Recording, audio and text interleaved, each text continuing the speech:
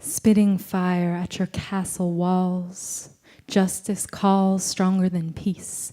Beauty and the beast trapped in your fortress of reason, true to a story, but to the heart it's treason. 2 whole seasons, waiting for happily ever after through chaos and disaster, moments of rapture, trying to capture the unattainable fantasy, frantically, hoping romantically for a chance to be your chosen one.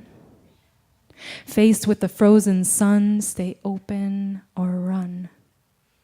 Or come close to bear my soul naked and whole with the bridge, with a toll. A high price to risk losing control, surrender, I fall. But you weren't there to catch me at all. Watching me through a crack in the wall, you claimed the order was just too tall.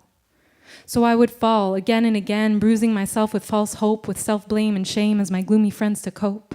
Until one day I realized you would never really show up, that it just wasn't safe to open up and trust. In the little bit of light that would sometimes shine through just wasn't enough to replenish and renew the fire that I stayed up all night to maintain, hoping you would come, take a turn to sustain the fires, the embers that would remain after the howling storms and rain, the pain of feeling so alone in a place I thought we could call home. Your need for space, an excuse to postpone, facing what I reflected in you that you just could not own.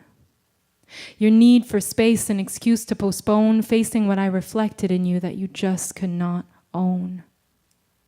Well, I'm sorry you couldn't choose love over fear, that your gut feeling said I just wasn't the right mirror, that the distance became a reason to not really be here, that the resistance to diving deep became especially clear when I gave you one last chance to decide to embark fully or not on this wild ride, a chance to bridge the divide and breathe into the knots inside. But you said no, a place where I so often felt you go, a place you wouldn't really let me know.